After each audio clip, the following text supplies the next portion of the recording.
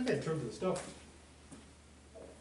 deadlines are unchanged 5. So exam 3, exam 4, quizzes part 4, deadline December 7th, day that you're looking at for me. And exam 5, deadline is the normal final time. For the paper, emergency deadline is Wednesday, so November 21st at 11:59 p.m. And I'll grade the papers as they come in. So on Thanksgiving Day, I don't know if I'll grade then or not. Depends how things are going. Usually I'm unconscious from turkey overdose. And I wake up sometime in December. 50% deadline December 8th. Before going to the new stuff, anything about the previous stuff? Stuff that has been, stuff that shall be, that needs more stuff. It's all about the stuff. Okay, so last time I'm looking at our good dead friend John Locke, talking about personal identity. And if you still need a paper topic, kind of like last minute holiday shopping, good topics here. Now, as Locke noted, again, he sort of repeats over and over again that a person is their consciousness. So, drawn out badly, he splits up his view of people stuff this way. You've got the body, and for him, the body goes up to making the human. So same life, same human, even though the material substance is constantly changing. Then he also throws the soul in there as well, and for him, you could have sameness of soul, same material substance, but that would not be the same person. And then you've got the consciousness, whatever that is. Roughly put, kind of crudely speaking, it would be essentially your memories. That would be the... So how would you say that in the paper, using John Locke? Oh, for Locke, you'd say, for Locke, a person is their memories, and so wherever the memories go, that person goes, and if an entity, no matter how similar an entity was, even if it had the same soul, without the same memories, it wouldn't be the same person. But in my story, Living Across Worlds, and the people are technically different according to David Lewis, because they're not in the actual. So they're having some of the same memories, but not all exactly the same because they're from different worlds. But John Locke is saying that, they can, he's saying they are the same or they're not the same if they have some of the same memories. Oh, excellent question in this case, because Locke he doesn't bring any discussion of like other possible worlds. Mm-hmm. So very, in the context of your paper, in the context of possible worlds, a good question would be, what is meant exactly by the same memories? So suppose we have, two worlds, and they're exactly the same, except for one small thing that doesn't affect this person's memories at all.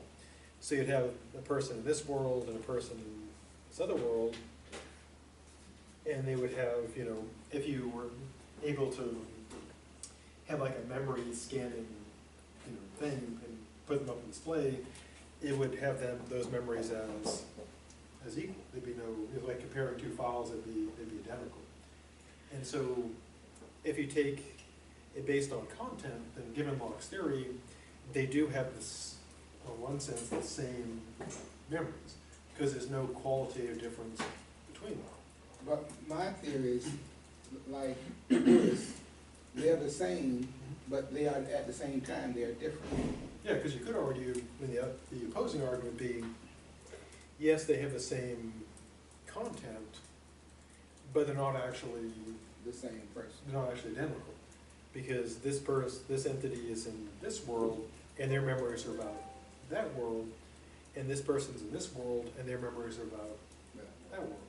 So they'll be interchangeable. Therefore, you can probably do this. Yeah, because it would hinge on whether the identity of memories is qualitative Mm-hmm. You know, like in the case, imagine, you know, suppose you have two photographs that are pixel for pixel identical, or two images, pixel to pixel identical. And then on one hand, you'd say, yes, by that analysis, they're the same image. But if you found out that this one was computer generated in like a 3D program, and this one was an actual, you would say, well, then they're not identical, because this is a picture of something real, and this is rendered. So you could, I mean, one of the things that's probably both good and aggravating about philosophy, just like with law, is you could argue both sides. And there are plausible cases for, yeah, qualitatively they're identical. But then you could say, you could say there's still a difference, because like in the case of the picture, you know, if someone printed up two copies and then threw them on, you know, shuffled them around, threw them on the floor and said, pick it, you can't tell. But if you had like the causal history of the file, then you'd say, oh yeah, that's, you know, they're not identical. Same with like these two entities. You could say, yeah, qualitatively they're identical. Like if you were like the memory, you know, the god of memory, you're sitting in your palace of memory, they would be exactly the same. But you could also say they're not identical, because again, these are memories of this world, and the worlds are not the same world, so memories are qualitatively identical, but somehow not the same. And the thing would be like, well, what's the difference? The difference would be like in the picture, there'd be a different causal chain. These memories came from this world, these memories came from another world. So for your paper, whatever one you need, you could use. Okay. So again, it's kind of like, you know, similar to law. You know, when you're lawyering, you might have to argue any position, and so you can make good arguments for almost any position. Now, so for Locke, that's you. You are your memory, it's crudely put. Now, why think this is true? Which is a good question. Now, again, his view is wherever this entity goes, wherever your conscious goes, you go, regardless of body, regardless of soul. Now, his argument for this is he has kind of a weak clothing analogy. And the idea is this: if you change your clothing, are you now a new person? Although we do say that clothing makes the man, although now the person, we don't want to be sexist. No, you're not a No. person. No, I mean, like, you don't think, you may feel differently, like wearing your pajamas or something, but yeah, you're the same person. And Locke says, if you change your body, you know, I mean, literally change your body, like change your clothes, like you have like backup bodies or something, or if you change your soul, Locke says you'd still be you. Now, of course, the problem with the analogy is that, like with any analogy, there's three questions: number of similarities, relevance of the similarities, and any relevant dissimilarities. And so, are there any differences between, say, clothes and the body and soul? I mean, you can relate the two, because the body is the clothes for the soul, and clothes is just material to cover the body. Yeah, you could say the body is the clothes of the soul. A good album. Good title for a book of poetry. That could be your next book. The body is the clothes of the soul. Yeah, there you go. Nice. Then, what about the soul then? Because Locke says you could swap out your soul. So the soul is the clothes of the consciousness for him. Okay. Yeah, so I wonder, you could say, Do that. yeah, because if you could swap them.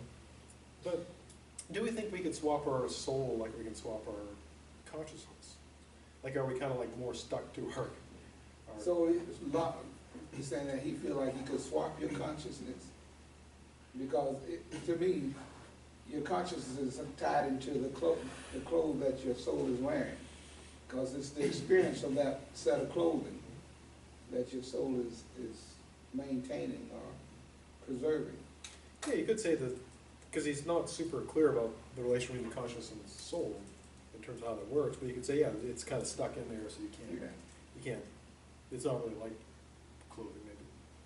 But of course, we would tend to think that our soul would have a closer relation to us than our clothes Yeah, so the analogy can start to break down. But, you know, what all analogies do eventually, they always eventually fall apart because they're not identical. So basically our clothes don't possess the same meaning to us as our souls do. Some people, though, they get pretty attached to their, Certain items, yeah. their clothing. And also, different clothes bring about different experiences. Maybe different souls do too. Yeah, that's what I'm saying. They could swap. Our bodies, if our bodies is the clothing of the soul, our bodies will bring about certain experiences to that particular soul. And it, So you can relate to it, but it does break down because, you know, clothing is what the body does in the soul. So it will break down immensely. and in some science fiction and fantasy stories, there are cases where like people can change Yeah. bodies. You know, either like they download, like in well, like sci-fi, you could download you could connect your mind to different you know, machine bodies, for example, or in, you know, supernatural stories or fantasy stories, you could have like a, you know, wizard who can, you know, take over different bodies, transfer their mind to them. You know, kind of like trading out stuff. Of course, that's all sci-fi and fantasy. Now, speaking of sci-fi and fantasy, Locke does then point out that he's quite aware of the potential implications of his view. So, again, for him, you are your consciousness that's somehow in the soul, and the soul like does something for the body. And so, again, same man is, or same human is the living organism, same soul as well, the same soul, and same person is the same consciousness. So given his view that you are not your soul, what could happen, you're going back to like a clothes analogy, if we can swap this stuff out, could you not have the following scenario? So he asked the question, could you have the same person through a change of substance? So the consciousness gets into another soul somehow. Now, we could do this scenario sci-fi style, or we could do it like magic style.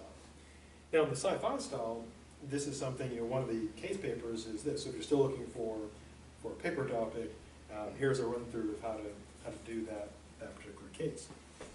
So imagine, this is not Locke's, I mean, you're basically stealing Locke's idea and doing a sci-fi example. Imagine that in, you know, a decade or two, a company perfects what they regard as memory storage and transfer. And so what they offer is real life insurance. Not insurance you pay a bunch of money and your ungrateful children get a very ungrateful spouse. Okay, have you ever seen that movie with Jim Carrey, like the one serious role, Eternal Sunshine of the Spotless Mind? Yeah. Is it like that? Where they go in and they like just take out memories, or? Oh, that actually goes to another example. Like if you took away all the memories, you know, took them all out, would you still have the same person? Yeah, so similar, you know, kind of in this case, instead of, you know, pulling memory, erasing memories, this would be taking memory in Putting it somewhere else. Gotcha. putting it someone else. Yeah, so you can imagine, you know, this company says, why waste your money on your ungrateful spouse and ungrateful children when you can put your money into real life insurance?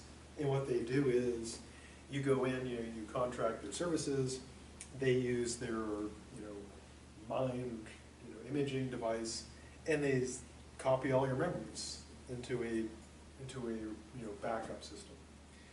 And of course, you also need a body, so they could offer, I guess, you know, a certain clone service where you get a clone body, and presumably for, you know, additional money, you could get like different types of bodies, or maybe you get like if you want like a robot body, machine body, you get one of those. And so depending on how much money you have, you know, your memories backed up, and you have a backup body. And they put an implant, you know, in your head with a transmitter, so that way they know when you die, and it will send off your last memories, and you can decide whether you want to keep those or not. So imagine. Yeah, you can do an Android body, you know, because you'll need. Well, like, they could also have an option where you're just, you know, plugged into a CPU system and you don't have a I guess that'd be the discount thing, where there's store your memories, then you get plugged into the, Sounds so Catholic. yeah, into a speaker and little eyeballs. Yeah, and you pay more money to get better and better. Yeah, it's total capitalism. You pay more money to get better and better bodies.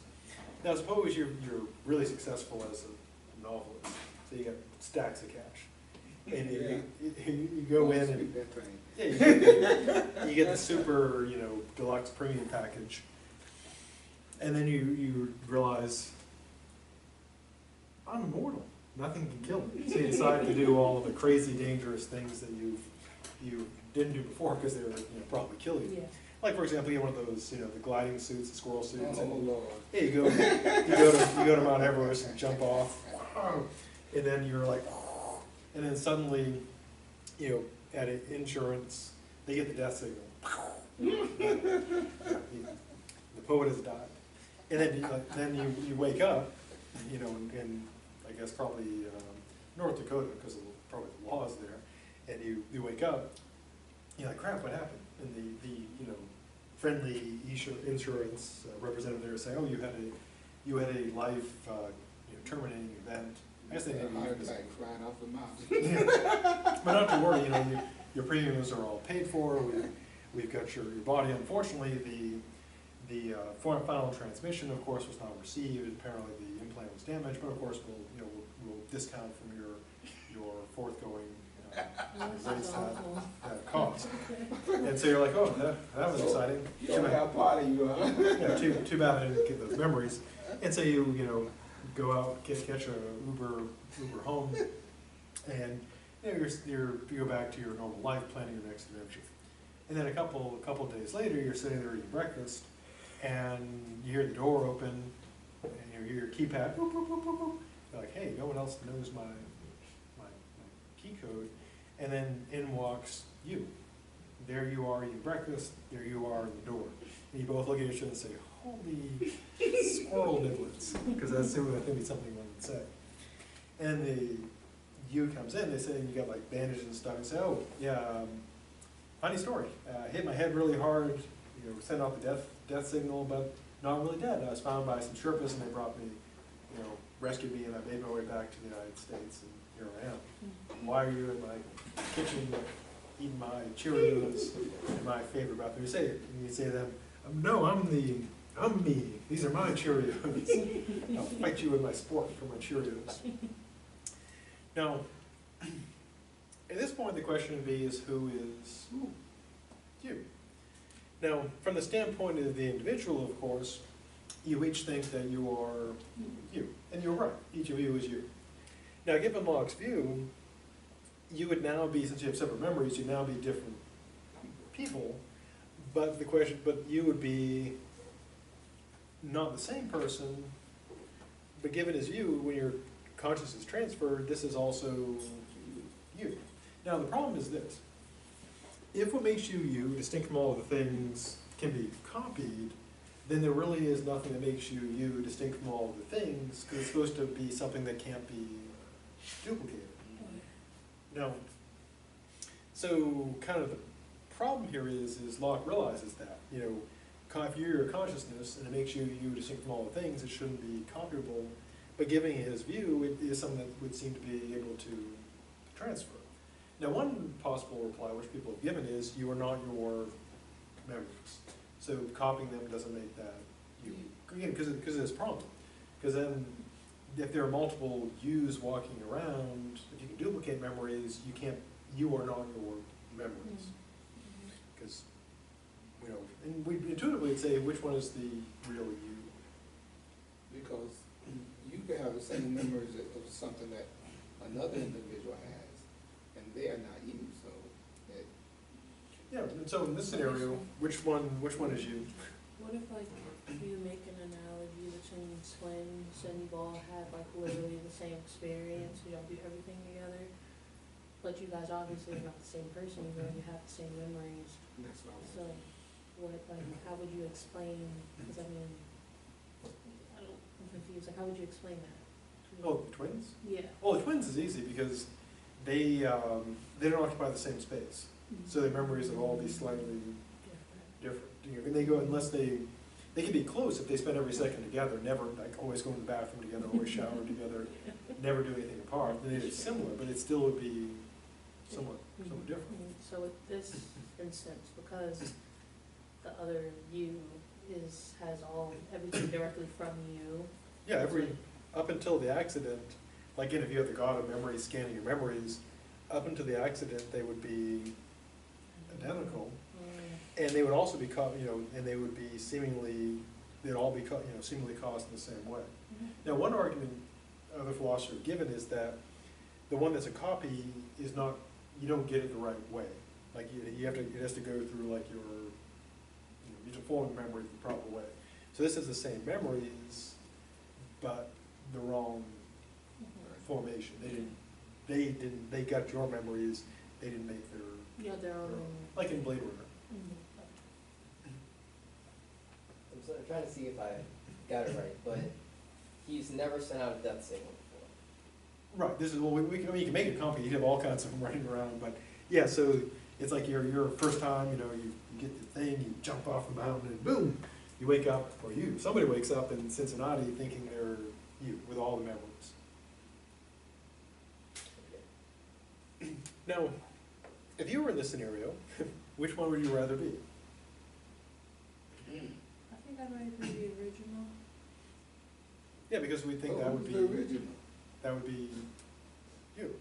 And this would just be someone walking around, With all of your memories. yeah, with all your memories.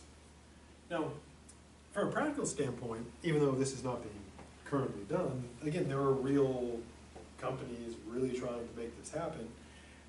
And they're pretty excited about it because they obviously don't understand personal identity. Because if there's somebody walking around who just has your memories, and you could have like lots of them, does that really enable you to survive death? No, I mean, so if you had actually died there, this would just be somebody who looks like you and has like your memories, but it wouldn't be you. Because, it would be weird to say that, okay, if you really had died, this would be you, but since you survived, it's not you, because either it's you or not you, regardless of that. Because your memories will stop when you die, and this person's memory will continue. And so eventually it would not be you, because.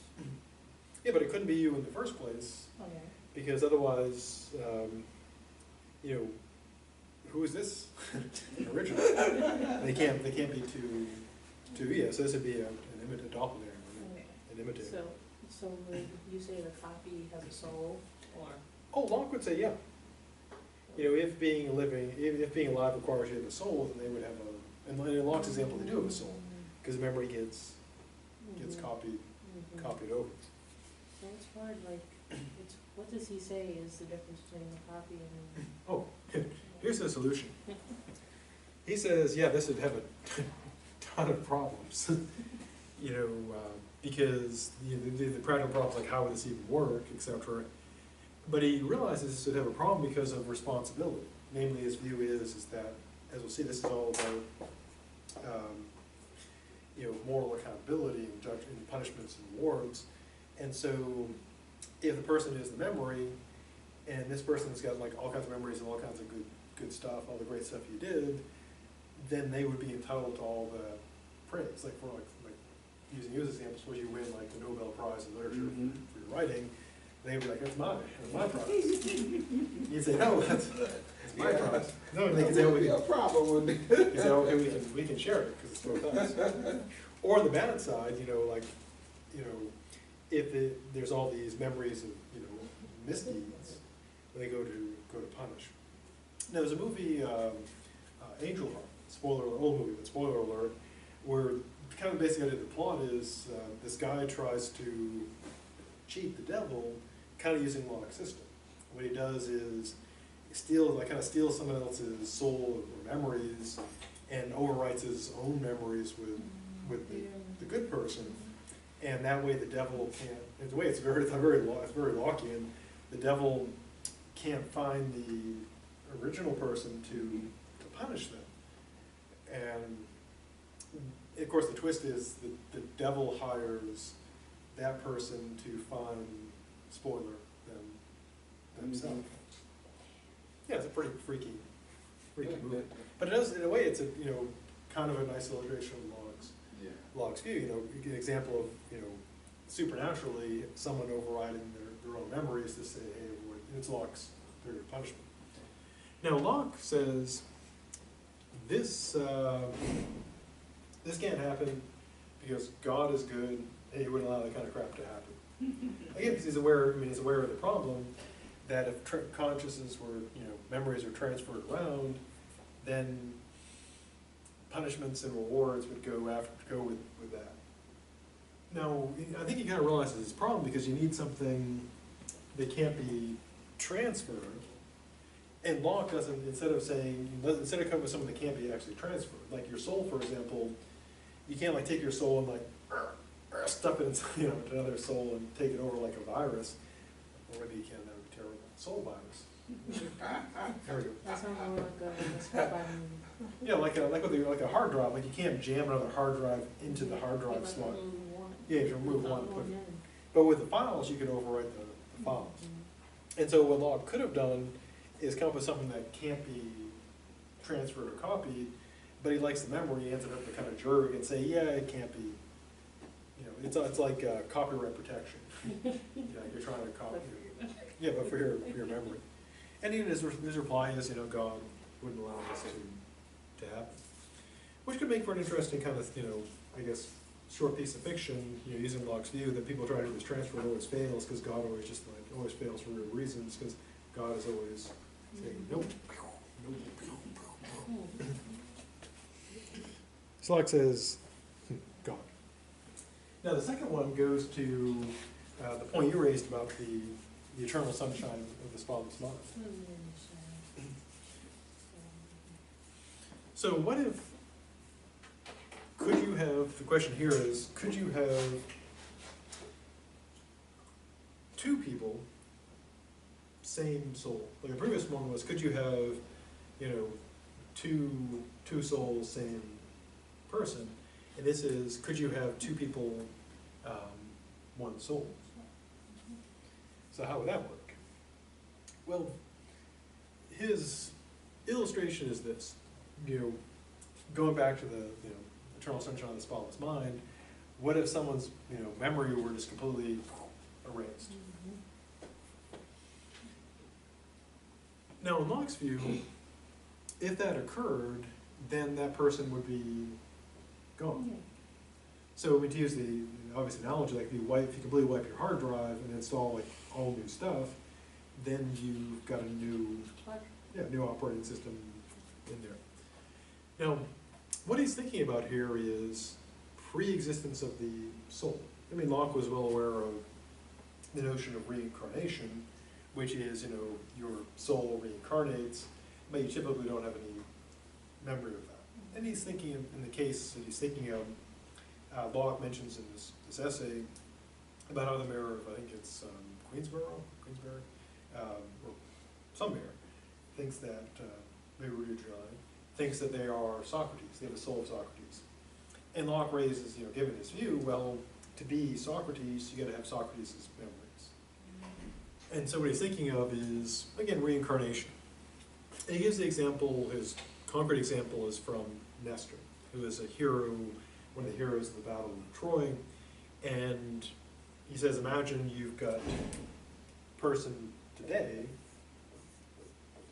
who has the same soul as Nestor at the Battle of, you know, at Troy.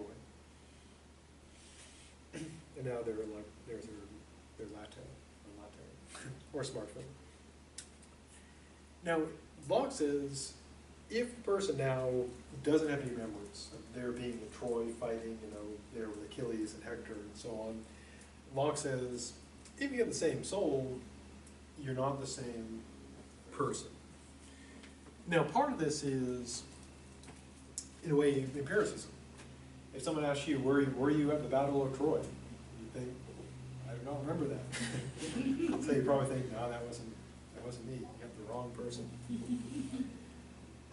Now, in making his argument, he does a similar thing that Hume does later on. He does an analogy to the body. And I'll present it as like a sci-fi or magic example. So what Locke's saying is this. Imagine if somehow you head through magic or weird science, which is, I guess, just another term for magic. You had a soul tracker. And what it would do is you would scan somebody and it would give you a list of all the people or all the people that once had that soul. Kind of like a soul fax, you know, instead of like a Carfax, you get information on the car, this is like a soul fax. You get like all previous owners of the soul. And so, you know, suppose they, you know, run the scan and it, you know, goes, you know, Nestor, and you lists all these other people. Now, and you go in curious, like, well, whose soul do I have? And you get scanned, you get this list of names. Now, Locke says you wouldn't be any of those people unless you have their memories. If you got their memories, you're them, they're you, there's just one person. Now, to motivate this, to argue for it, he does an analogy to the body.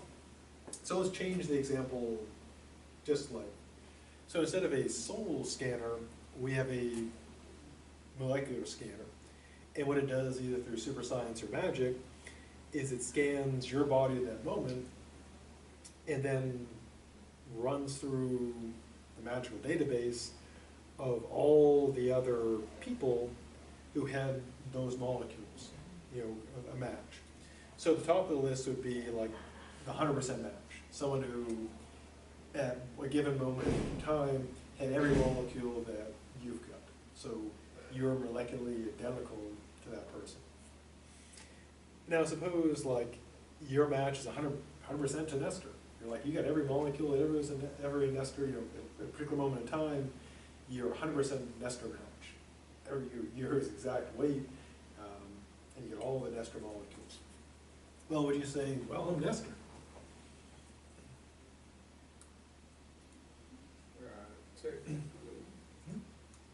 Even though you don't have the same memories?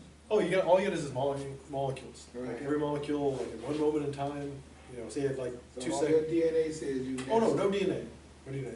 Just molecules. It's molecules. Just molecules. So like it's like it tracks like the electrons and neutrons and protons.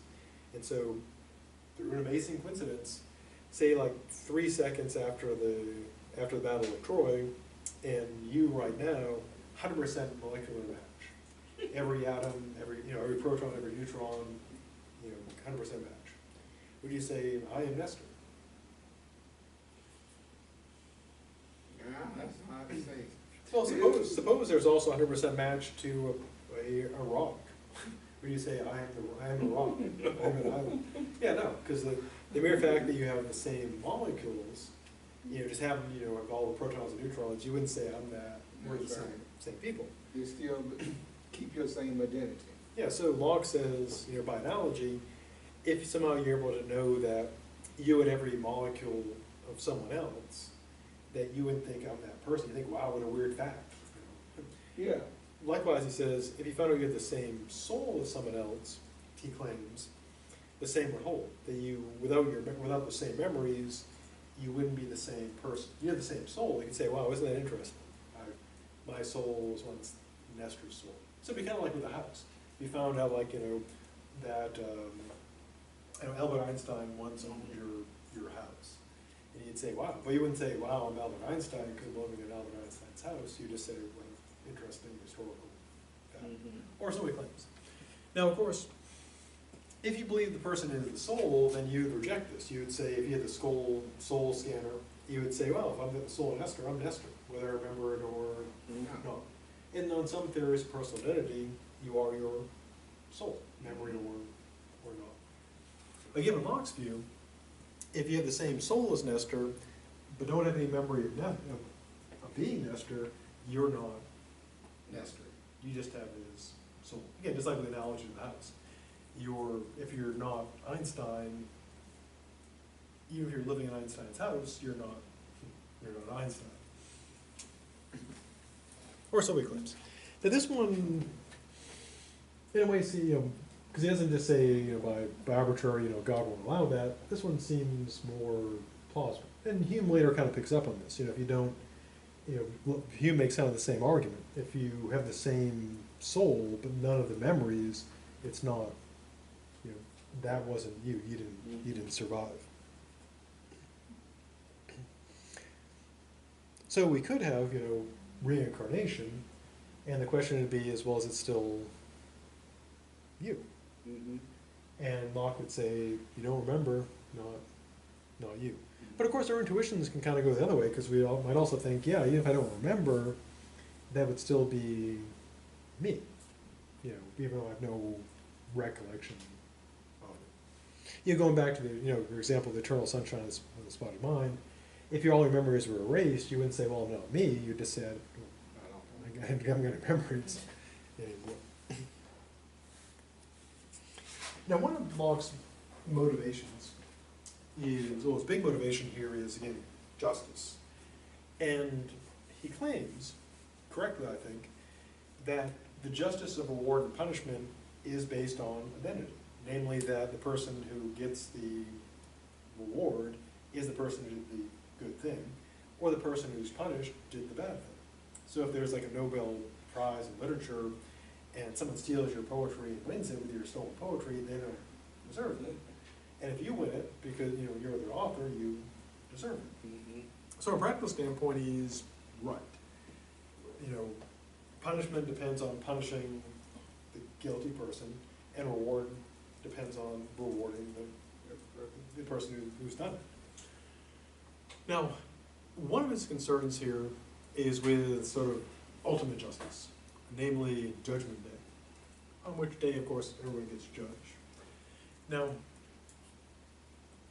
if you go on one reading of the Bible, the idea is what happens, of course, on Judgment Day is that the dead rise. Not like in a creepy, you know, Walking Dead, Day of the Dead, Dawn of the Dead type of deal, but, you know, just kind of a resurrected back to life, mass resurrection. And so on Judgment Day, everybody's back to be judged. Now, Locke was aware of a metaphysical and moral problem here. So on Judgment Day, if all these people appear to be judged, to be thrown into the lake of fire forever to burn with Satan, or to get a free trip to Maine,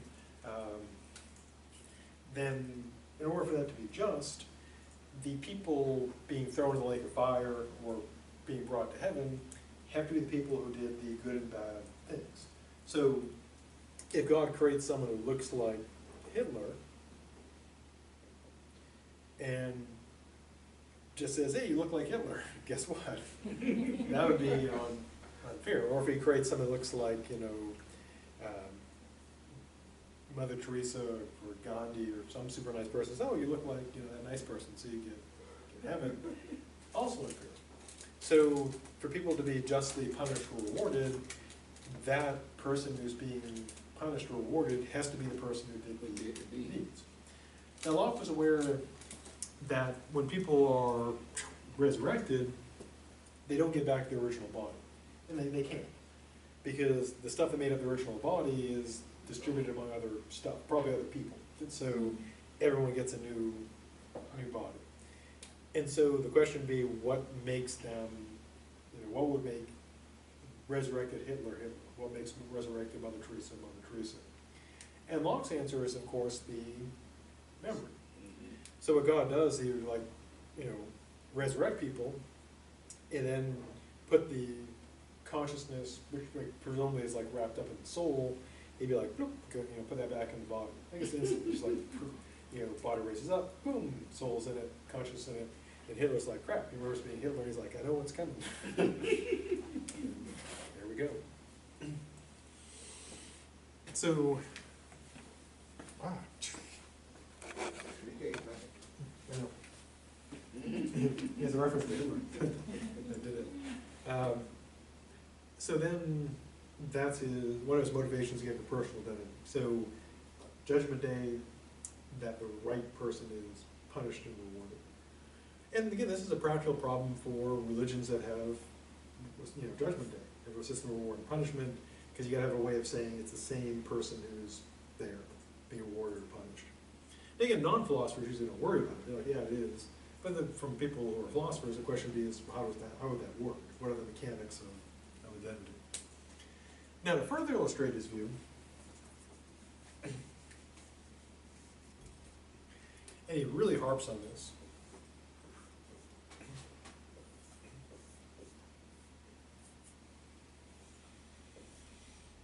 again, he says, you are your consciousness. So he comes up with an example to illustrate it involving the prince and the cobbler, as opposed to the prince and the popper, another story.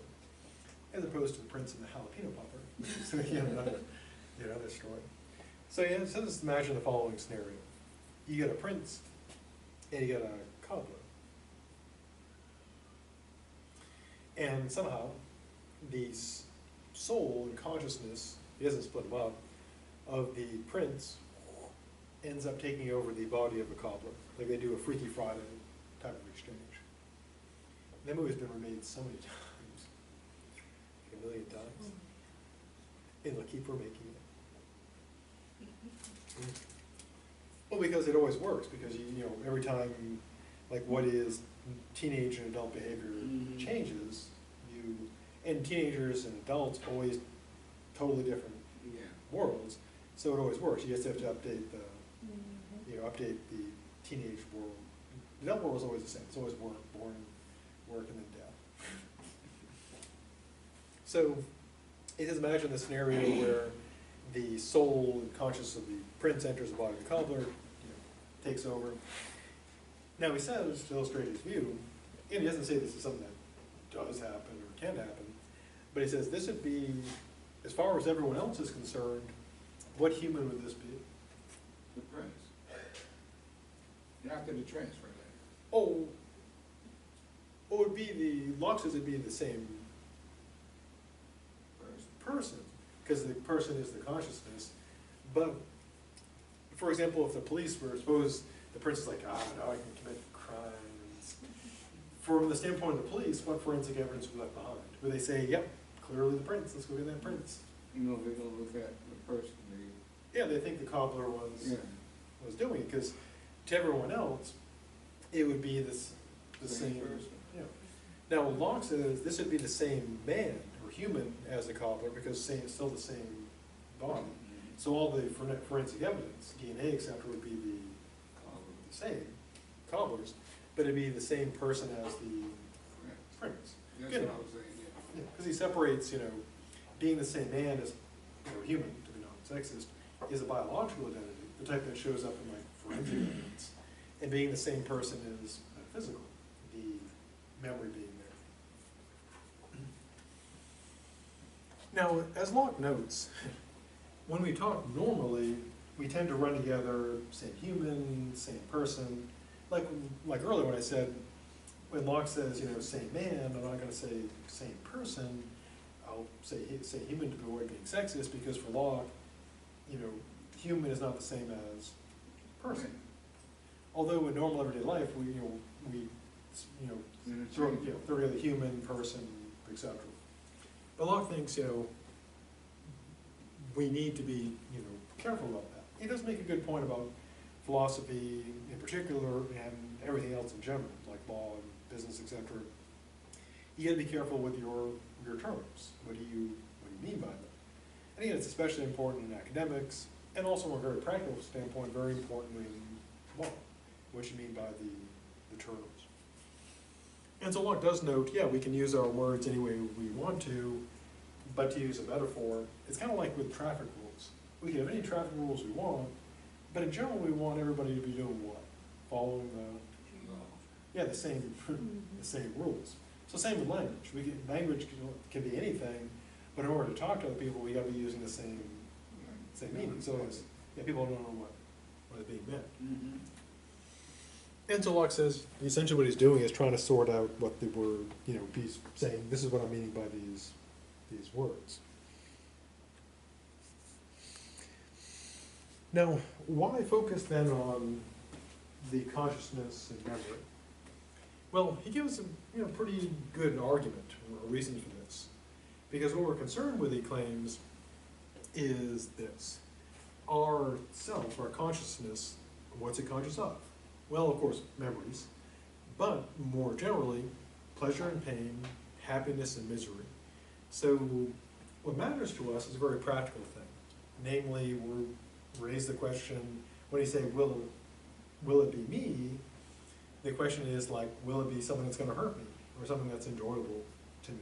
So Locke is very practical. What he thinks is our concern is not with, do I have the same metaphysical soul, but is it gonna be me that is gonna be, say, doing the fun thing, like having the Thanksgiving turkey, or is it gonna be me having, having the awful thing, like having food poisoning and throwing up for like 6 days? And so his practical approach is, when we wake up or think ahead, we don't think, I wonder if I'll be the same metaphysical substance. What we think about, will I be happy or miserable? Now he applies the same approach to epistemology. If you take the epistemology class in the spring, you get to see this. But in answer to the question of like, how do you know if the world is real, Locke raises a similar point. He says, you can never be certain that the world is real, but what matters is being able to figure out what hurts and what doesn't. He gives an example of fire. Like he says to the skeptic, yeah, if you don't think it's real, stick your head in the fire. See how that works out for you. And so Locke's view is, it's what we believe or know about the world is a practical thing. Because what we care about is, does stuff hurt or is stuff enjoyable? Now then Locke goes to, we'll close with this, his little finger example. Again, Locke brings this up a couple times, and in the normal course of events, like in shop class, if you cut off a finger, the normal thing is, someone's standing there screaming, pack it in ice, and you're looking down at your finger. But Locke says, well, imagine, he doesn't think this could happen, but imagine a weird scenario where your finger gets cut off and suddenly you're the finger looking up at the body. And you're like, oh, quick, reattach me. Now Locke doesn't think that could happen. I don't think he does. But his point is not, you are your finger. It's not saying that. His point is you are your consciousness. So wherever your consciousness goes, no matter how weird it might seem, that would be you. So in a weird case, if your finger was cut off and the consciousness was in the finger, looking up at the body somehow, that would be you. I mean, you'd be worried about your rest of your body, but your main concern would be about a finger, getting it back attached to the body, or so he claims. Okay, so that brings us then to the end of the stuff for today. So have a good